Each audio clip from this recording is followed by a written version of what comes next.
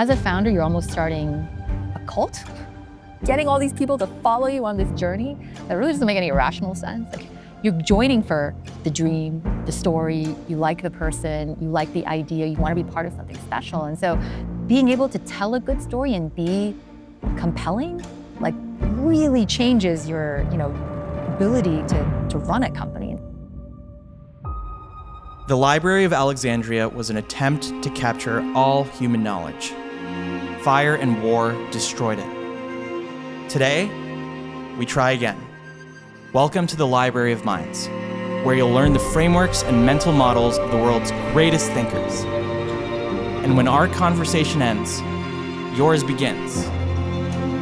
Each guest has created a digital mind on Delphi that you can talk to anytime, anywhere. I'm Dara Lejavardian. Let's dive in. Super excited to have Jess here, early product manager at Google, and then joined Polyvore as the first PM, and then actually became CEO, sold the company to Yahoo, and now she's a partner at Sequoia and investor in Delphi, and a friend. It's been really awesome working with her. So thanks for coming, Jess. Thanks for having me. So I wanted to start in your early life. I'm curious if there are any experiences or things you consumed or learned that maybe inform some of the things that you believe today. About frameworks. Yeah, like books, things you consume, TV shows. I know you're very much into comics and anime. I think one of the things that most shaped how I think about the world, interestingly, was this book called A Corduroy Bear. Have you read that book? It's like a kid's book. And in that book, the toys kind of like wake up, and the story is told from the perspective of the toys. And I was like some little kid when I read this, and I just remember thinking, oh, my toys might have feelings. And I think that book taught me about empathy. And then, and just like thinking about things from other people's perspectives. And then my dad, he worked for Li Ka-shing, who's like a very famous Hong Kong sort of tycoon. I didn't know he worked for him at the time, but he would come home at dinner and then constantly at the dinner table tell me these stories about work. And they would always be about people. And he kind of taught me that, all problems are people problems, all solutions are people problems. He gave me the book, like Dale Carnegie's How to Win Friends and Influence People, but I never read it till much later. I think I was 8. And he was just like, you need to understand people, you need to think about what motivates people, how to assemble teams. Like, no great things can be done without teams of people. And so just over time, I think the primary lens and framework I use to view the world and figure out teams, to invest, any part of any job I've ever had has been through the lens people. And then most recently, one of our partners at Sequoia, Sean McGuire, he shared this framework that he had that I thought was sort of perfectly summarized so many of the things that I've learned about people over the years. And it's this framework of EQ and IQ, which everyone knows, emotional intelligence and intellectual intelligence. Then he added PQ, political quotient, and JQ, judgment quotient. So if EQ is how good you are with people one-on-one, then PQ is how good you are with sort of politics and the systems of people that govern things. You can be really good one-on-one and really bad at sort of figuring out how to work a system of people, like in an org, like getting promoted, all that stuff. Then there's IQ. You could be super, super technically smart, but have bad judgment about like business. Like, you could be the smartest engineer and then join a series of very bad companies that, don't amount to anything. And so he just laid out those extra dimensions for me, and I just use that now all the time. I think he actually invented that frame. I've never heard it from anyone else, but it's like so apt. Do you think it's worthy to try to be good at all of those, or you should try to surround yourself with people who complement you? I'm a big believer, nobody's good at everything. And so you just really need to figure out what you're really good at. And then you assemble teams that complement you. And, I look for very spiky people that complement each other, essentially. Yeah. So you started as a PM at Google, and every company is known for excellence in one area or another. So as you were at Google, as it was scaling pretty rapidly, what were those excellent things about Google's culture that are still with you today? Yeah. I think being at Google in the era that I was there, this was 2004, before the IPO, I got really lucky to join the Google Maps team, which was an acquired startup inside of Google. I think what I learned were two things. One was engineering excellence and what great looks like. These were, at the time Google was recruiting the very best CS grads, the smartest engineers, and just knowing what quality looks like. That was a big part of it. And the system design was exceptional. And so anyway, that's one thing I think Google really spiked on. They needed that because that, not a lot of people know this, but the early days, like Google's wiring of the data centers and the little Lego, bricks that they built to do all the computation plus search was what drove them initially. So they were just really good at engineering. The other thing that was really special about the company was ambition, both to the good and the bad, but there was always this sense of, let's figure out how to make products that impact millions of people around the world, and global ambition. And it was just very, I remember when I joined Maps, we were buying data from all the data providers, like these people who drive cars in the world to collect street information to get the most updated street. All providers all mapping companies relied on buying this data. And then at Google, there was a project where they're like, hey, what if we made our own cars with special cameras that could capture all the photography around the entire world? And that just seemed insane. But that was the level of ambition. Let's go all the way. Let's do the most audacious thing. And so I think those are two defining things about early Google that I remember and keep with me. Is there anything you think they did wrong in retrospect? Yeah, actually, ambition's a double-edged sword. And I think this is true of anything. Like your greatest strength is also your greatest weakness. And so the ambition, I watched projects sometimes go off the rails. There was this one project where it was meant to be a classifieds competitor, like a competitor to Craigslist.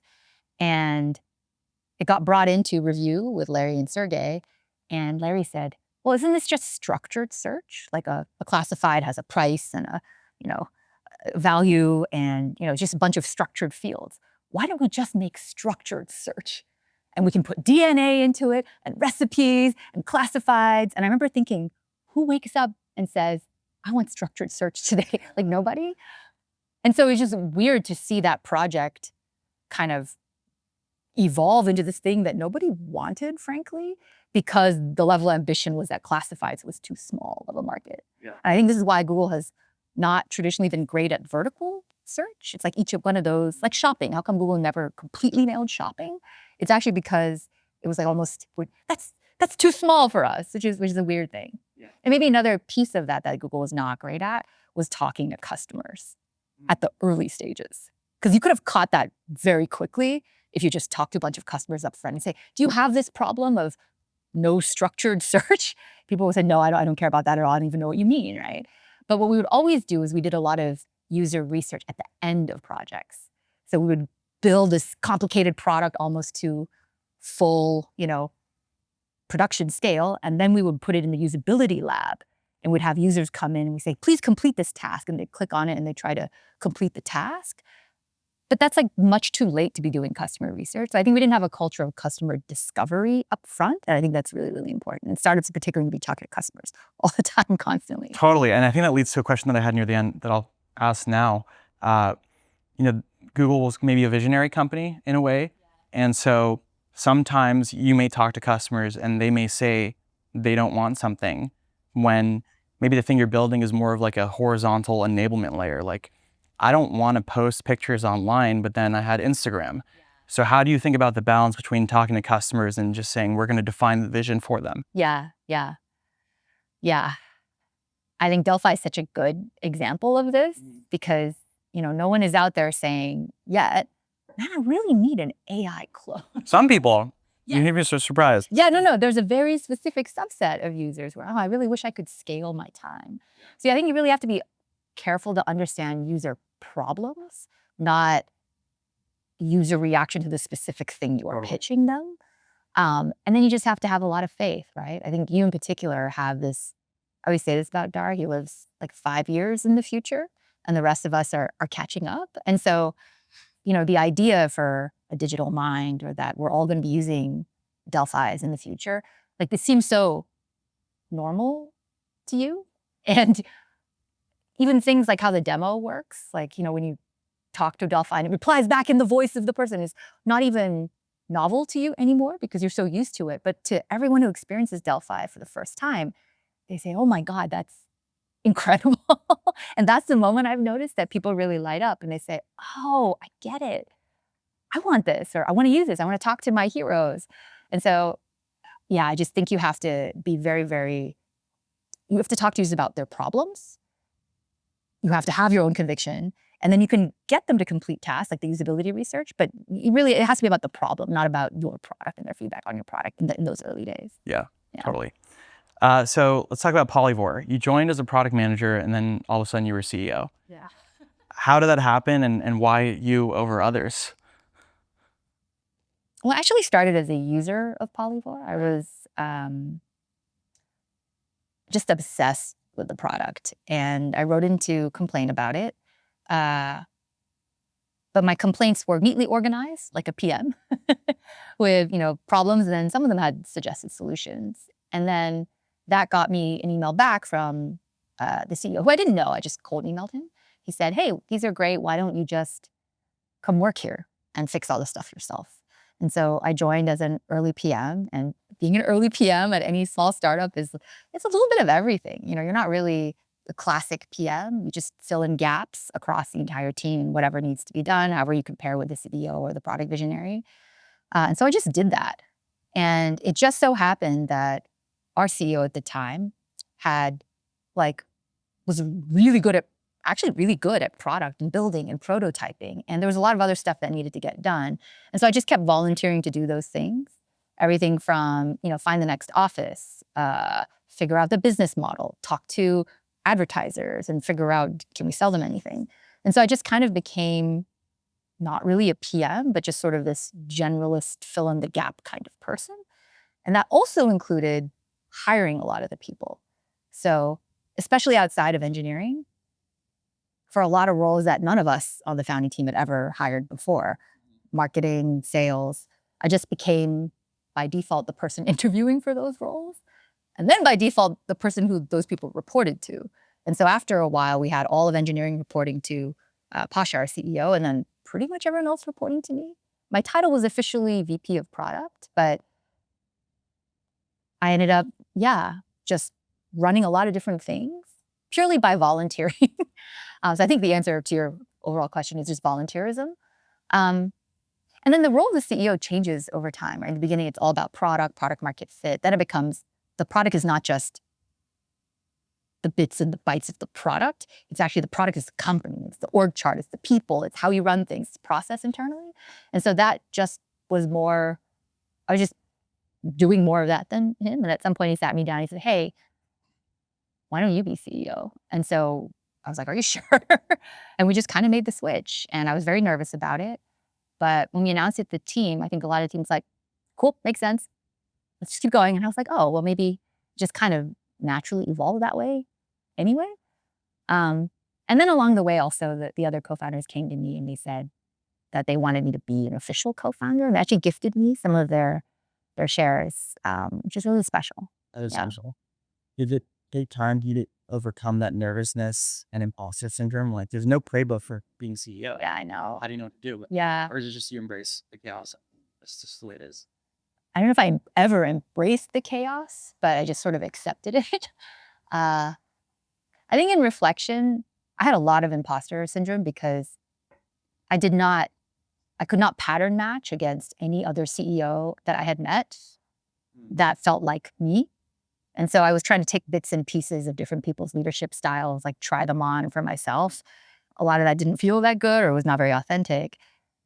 And so I just didn't have a lot of role models that I felt like I could learn from or copy from.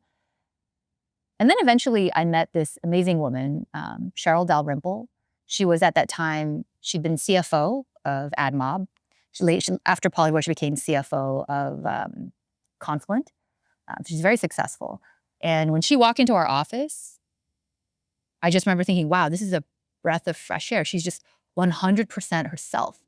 She was very funny. She made self-deprecating jokes. She had this crew of people who would follow her from company to company. And that was like a little bit of a glimpse of what I wanted. I was like, okay, you can just be yourself, not pretend you know everything you're doing, be really confident in your thing, but not have to I don't know, I just really related to her. And so we didn't even need a CFO at that time, but I just remember thinking like, I just want you around. And so I tried really hard to recruit her, and she's like, I don't want to be the CFO of your small shitty company. So I was like, what about consulting? And so I got her to join as a consultant for a few months, and then wooed like crazy. Like, I mean, I've done crazy things to try to get candidates, but for her, she went on a vacation to Hawaii. She didn't tell me where she was staying, but I stalked her to figure out where. And I sent a huge bouquet of flowers and a handwritten note, like begging her to please join full time. And it worked. And so I got to learn from her. And so I learned so much of how to manage people, run teams, like think about financials, like all the stuff I didn't know from her. And then actually from another guy as well, who later became our CLO. But yeah, I think I just had a really good leadership team. And good mentors. Yeah, good mentors that I found along the way. Yeah. But anyway, there's many paths to Nirvana as a leader, and that's maybe the biggest lesson is there's lots of different styles. Yeah. What's the most painful mistake you made as CEO, and how did you overcome it? Yeah. It's ironic that today is the date of Figma's IPO. And as you know, Sequoia is an early investor, so we're very, very happy for them. That's I think you said you bought 11 shares today that have since tripled in 3 hours. $33. Just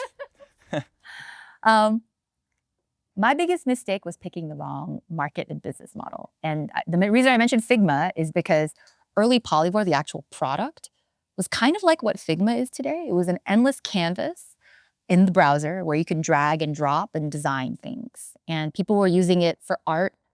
You know, they were making designs. And then some people were using it for fashion to make outfits and mood boards. And some people were using it for home decor.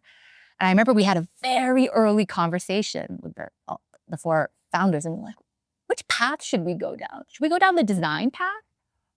Or should we go down the fashion and home decor path? Because that would be maybe easier to monetize because there's revenue, you can buy things on the web. SaaS didn't exist yet. So, you know, we were like, well, who's gonna buy this weird design thing? And, you know, is the web even powerful enough for, you know, that kind of tool? And I just remember I was like, I think we should maybe do design. But I wasn't like, I don't think I was officially even a co-founder yet. So we made the decision to go down the path of fashion and shopping. And then we became a social commerce platform. But at our heart, we always had people using us because they love to create and design. And I kind of wish we had leaned into that. So I don't think I had enough faith in the business model potential of the design path. And so 2 big lessons learned, mistakes made. Pick the right market.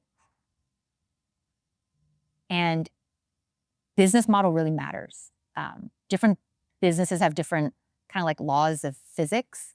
When you are a recurring revenue business like Figma, you start every day with some revenue. You have a year to lose it or maybe a month. And the cash flow is just better. Versus social commerce, we start at 0. Every single day you start at 0 sales. You pray to God those customers come back. But hey, most people only shop 3 times, 4 times. How many shirts? You're not gonna buy a shirt every day, but you're gonna use Figma every day, right? Or every work day. And so it's just this inferior business model. And I just never factored that in. And so that's something I definitely think about now as an investor. enjoying the conversation? Got a question? You can ask Jess's digital mind.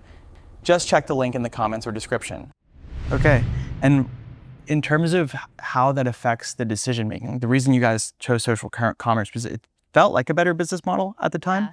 I mean, SaaS wasn't a thing yet. This was 2000, probably 8 or 9 when we had this conversation. So there's a good lesson there in, you know, there's an unknown opportunity and you can optimize for revenue or you can optimize what you're passionate about or where the bigger opportunity is. I wish I'd optimized for what I was truly passionate about. Yeah. And just, been willing to take the leap of faith on business model. Yeah, and be okay if it's not immediate revenue there. Yeah. What was the hardest cultural challenge that you had as CEO? You know, we've talked about product, talking about team and org structure. Yeah. Again, going back to greatest strength is greatest weakness. I am very empathetic. I see the good in people and like what their spikes and strengths are.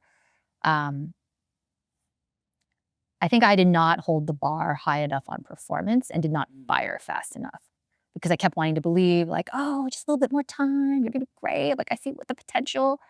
And at the end of the day, you were like, it's about the outcomes for the company. And every time you don't make that tough decision, all the other great people are like, what are you doing?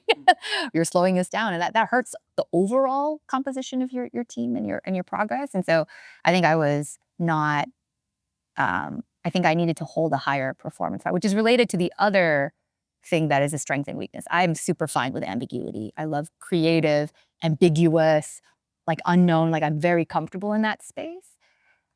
And I hate process, which is kind of correlated to that. And I did not institute much process in the team. I didn't want to have, review processes. I didn't want to have a lot of measurement. And some of that actually ended up hurting because I couldn't then hold the team accountable. If I said, no, this is the target, this is what we're shooting for. If you have a number matters, you can actually performance manage better. But everything was just ambiguous. And so people couldn't even tell if they were delivering on the things that I wanted them to deliver on. So the combination of those two things was very bad for a period until I figured out how to fix them. Yeah. Cool. I read that Polyvore had a very committed and loyal user base. They were very passionate about the product. Yeah. What do you think that was a result of? High touch customer support, your shipping speed, new features, less features that were very delightful. Like, how did you kind of build that sense of community? Yeah. We just had a culture of talking to the customers all the time. And I think that began with me because I was a user. I was part of the community. I just talked to our users in the product, in the DMs all the time. I was constantly playing with the product, interacting and making friends on the platform. And so I knew that was important. So we kind of instituted that into the culture. We would regularly have meetups with our customers, and we would, they lived all over the country, but every once in a while we would hold a meetup at the office and invite people from, top users to just come and hang out. I forced engineers to come to those and present. Like, everyone had to come hang out. We treated them like royalty. We would take sometimes, when we got tickets to Fashion Week, we would give them to our customers to go and attend. We would throw, and then we were like a very high-touch customer service. You said that's something we did. We would, when you came to one of our meetups, our community manager would have gone through all your Polyvore sets and creations and found the one product that was probably quite expensive, you couldn't afford, but used all the time, and would buy you that item. Oh, wow. And so you'd open your gift bag, it would have all the swag, all that standard stuff, and it would have that one item that you'd been sort of playing with in your Polyvore sets for a long time. And just the joy, I remember people were crying at our meetups out of happiness. Just like those little touches, like people remember that. People remember, there's that Maya Angelou quote, people don't remember what you said, they remember how you made them feel. And it was really important to us that our community felt really special and important and loved by us. And we also wanted the product to have that feeling as well. So we tried to bake it into the product and the little details and design touches. And in those details, obviously it takes time to really care about the details in product, but also velocity is really important in product. So how did your org think about velocity and delight? Were there different teams for that? Were there different phases? Yeah. I think products go through phases where in the early days, and maybe this is probably true here, they're like not sure if this is something that customers want yet. You're like not entirely sure. And so at that point, you shouldn't build for scale as if it's going to work forever and that this is the perfect idea. And so velocity is really important. I mean, velocity is important, period, but you can lower, I think, a lot of times the finesse quality bar when you're still validating if anybody wants this thing at all. And so we did that.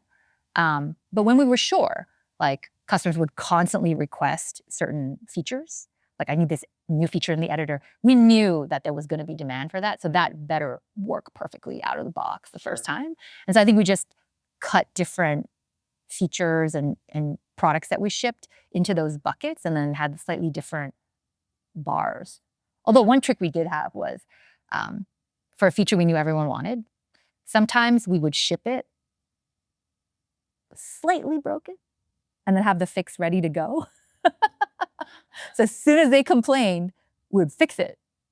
And sometimes we would also catch things that we hadn't thought of that we'd fix. And so the community felt, oh my God, when I talk to this company, things happen. People reply, But it wasn't just like the thing we held back. Oftentimes we would discover like little, and just, I went through every single comment on our blog and I would read it. We would tally them up and say, all right, what percent of people liked it, didn't like it? Like we were really, really customer obsessed. And I think that was just a culture that we set. Yep. And so even when we screwed up, people were much more forgiving because they heard about the time that the meetup happened, or they had seen me. Like I think one time someone wrote something really mean about us on some comment on the internet, and our community came out in droves and they replied in the comments and like personally defended me, because they kind of knew me from the site, Yeah.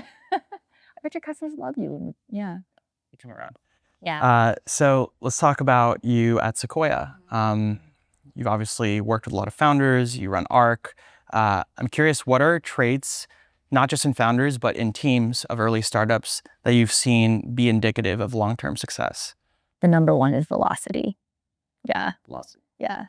So another wonderful coworker, Mike Vernal, he's now a Conviction partner, but he was at Sequoia. And then before that, he was a Facebook product VP. He likes to describe startups as like a turn-based game. You play cards and you turn over a card. And it's very hard to be more right about the next card or figure out, like make every decision correctly. But you can certainly make decisions faster and flip more cards. Yeah. And just getting more turns and more at-bats, you just find the answer, you get to the right place faster. And so that's the one thing you control, is you control velocity and how fast you ship. Like that is really, really important to finding product market fit. So that's like probably the number one thing. And that's something I think this team is very good at. And you in particular, I think one time we had like a one-on-one and I was like, maybe you should get a PM. And like 15 minutes later, you sent me like a PM job description. Like after the one-on-one, I think you just make decisions, I think, quite quickly and then move on things. And so, you don't gain that much from waiting around because you're not. The best way to get data is just jumping in. Yeah. And moving from operator to investor, are there any things about your worldview that have changed significantly since joining Sequoia that maybe like before you thought something and it's actually not the case at all? Yeah. I used to have this maybe more romantic notion that startups are just excellent teams and excellent products. And then I added excellent business to that. And that you have to be brutal about, and it's exactly what I described before, like some business models are just better than other ones. And at the end of the day, a company is also like an engine for producing cash at the end of the day. You have to be a self-sustaining cash machine. And there are a ton of metrics that drive that equation. And sometimes, let's say you're a beauty business or a commerce business, a GMV business, like you just have worse repeat rates, less recurring revenue. And then because of that, the dollar revenue that you produced is not created equal to the dollar revenue produced by another company. That's why SaaS has like a 7 to 10x multiple versus commerce companies have like a 3 to 5x multiple. It's just how the business works. And that is something that I've had to reckon with. I think I have invested in companies where the business model was like just inferior, and that just hurt us the entire time. No matter how good the founder was, no matter how great the product was, it's just very, very hard. And so now I try to factor that into my calculus. But that's like a big lesson learned. Totally. Or maybe the other thing, which is maybe not contrarian, is the importance of storytelling. Sure. Yeah, that's another trait I look for. As a founder, you're almost starting a cult. It almost has to be like a cult leader. Like you're getting all these people to follow you on this journey. That really doesn't make any rational sense. Like you could go get a job at Google and make like, I don't know, 400K. Why would you go to a startup and make a lot less? You're joining for the dream, the story. You like the person. You like the idea. You want to be part of something special. And so the ability to tell that story in a compelling way is so important. And you're not just doing it to people at your team, you're doing it to your customers, investors. And so being able to tell a good story and be compelling, like really changes your, ability to run a company. And so that's, I think, something I knew was important, but became more important later. It has to be substance and story, but the story really matters. Yeah, I've realized that as well. Do you have any really hot takes or controversial opinions that might be against the VC tech Twitter norms? I love consumer. I love this company because I think it's one of has high potential to be a massively adopted consumer company that today feels a little bit unusual or niche. But the best consumer companies often start out that way. I remember Snap was this like obscure, like, what? Your pictures disappear? That makes no sense. Or Airbnb, like, I don't want to stay on someone's couch. Like, that's insane. And then they became massive companies, right? And so I think this has that flavor. But in consumer, well, consumer has fallen out of favor for the last, 10 years. Not a lot of great new consumer companies have been created, but I think we're in this like really fertile period. And there's two types of consumer, right? There's consumer utilitarian. Think about DoorDash or Google search. It's very utilitarian. And there's consumer entertainment. There's media, there's gaming, there's like social platforms. That is what I am drawn to. That is what I will spend a lot of my career building. And I think within that, media is having a moment. At this point, all VCs say media companies are not tech companies, like media is dead, like that's a terrible business model. When I go on TikTok, what I see is a lot of what today is termed AI slop, right? It's like bad, fanfic, AI generated videos, but it is getting better and better and better. I saw this one that was Harry Potter crossed over with The Hangover. And so, Draco and Harry Potter are like, we can't find Ron. He's gone. Why is there a tiger in our bathroom? It's just like literally the plot of The Hangover. We're Harry Potter characters. And it's actually pretty well made. I mean, character consistency is not good. The faces changed slightly from, for parts of the story. But it was really entertaining. And it would be very hard to make that any other way except with AI. And so I think we're going to see this with like what looks like weird niche fan fiction. And then it's just going to start to become AI short form stories, AI micro dramas, just full on content. And I think there's a possibility of someone creating sort of the next YouTube or the next Netflix, but it's a new creator class, right? Because you could argue that YouTube will be that, but the people on YouTube are famous, like they have a creator class, different skill set, are famous because they're good at filming, because they're hot, because they're funny. This is a different group of people who are not showing themselves on camera, who are just have good ideas and know how to use the tools. Like that, I don't think will necessarily work right away on all the other platforms. I think there's an opportunity there. I think a lot of people will write that off in the same way that they've written off the micro drama category.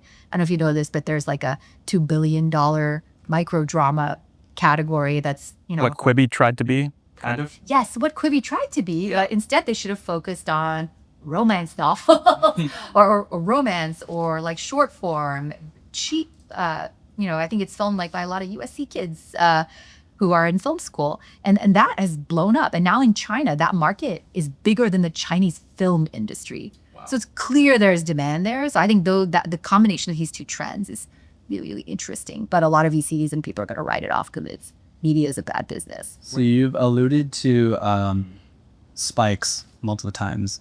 And you mentioned like Dara's was, for example, like velocity. And recently I've been thinking about this as well. Because one of the people on your guys' data science team reached out to me, was like, talked about, like they wanted me to talk about people I know, but all I could say about them was what their superpower was. Yeah. And I found it to be a challenging exercise to do, because I was like, saying they're hardworking or relentless, is that even a good superpower? Yeah. So something that you're thinking about as you're looking at founders is like, what makes a good, durable superpower for them? Because I think that could also be something that we use when we're interviewing people. Yeah. How would I evaluate a superpower that actually is valuable? Yeah, It's not something that's kind of out there and present in the market. Yeah. I think what's really important in hiring is a sense of fit. And, there's always culture fit, but like role fit, right? Because different spikes are useful to different types of jobs, right? And so you really need to understand what's like the most important thing to get right on this team with this one for this job, right? Which may be different than a different kind of job. And so I think you just have to identify the fit. And then the other thing you need to think about is the team composition. So especially in the early days of Polyvore, when like nobody knew who the hell we were and we couldn't hire like the very, very best, like 10X in all dimensions. Nobody 10X in all dimensions. It was very hard to recruit great talent. So I would often just find someone who's really spiky in one dimension, but potentially like a little bit deficient or weird in another dimension that you would normally want for that role. But then I would just pair them with someone who was really good at that one thing. And then the team was able to produce the right output. A very specific example, you think about product managers. Product managers are supposed to be organized and project manage. But if you're working on creative, delightful products, sometimes you need to be really creative and out of the box. And sometimes creativity and organization do not exist in the same person that well. And so that's certainly, that's true of me as well as a PM. And so I found this guy who was extremely creative and very bright and very high standards, hopelessly disorganized. And usually a PM who cannot organize stuff is like dead in the water. But instead we hired him and paired him with a designer who was really, really, really organized and just project managed the project, right? And it's just a simple example. Put together a pod of engineer, designer, and PM where you just need all the bases covered, but they don't have to be traditionally good at the thing that they are supposed to be good at, right? And so that's like maybe a very small example. Yeah. You went into an industry without really having like a investment background. Yeah. Also, I think you were the first female partners at Sequoia. Like, how did you navigate that? Yeah. And learn about the industry and Yeah. I had not done a single angel investment before joining Sequoia. They made me a scout for like a hot second at Sequoia, and I didn't make any investments. So that what you said is true. I did not have sort of the background of having picked companies. But what's interesting about Sequoia, and I think part of what differentiates the firm, is the ethos was like, no, your job is not like a capital allocator who manage the portfolio. You're not a financier. Your job is to be the consigliere to founders, to be the long-term company building partner, to like really get to know the team and the people and like help, especially in the crucible moments, which is what we call the like those inflection points where you have to navigate two big decisions.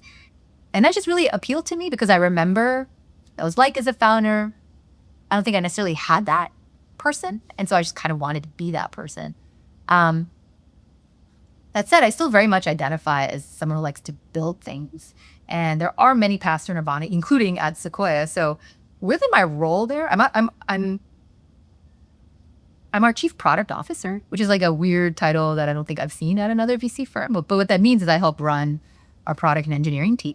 And our job is to like make the firm technology accelerated, AI first, help us pick, great investments. Like we just did a hunting party this morning that I helped run where we're like, all right, we're going to scour our database and hunt for interesting robotics companies, for what are the growth stage partners. And we use a lot of technology to do those things. And so I spend a lot of time on that because I still actually just like building things, and that's useful to Sequoia. But then I also help run Sequoia's ARC program, which is our seed and pre-seed stage a program. And so Sequoia, I think, gets the best out of me, but it's also what I love to do.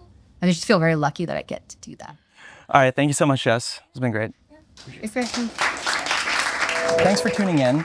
If you enjoyed today's episode and want personalized advice from Jess, head to the link in the comments or description to ask her digital mind on Delphi.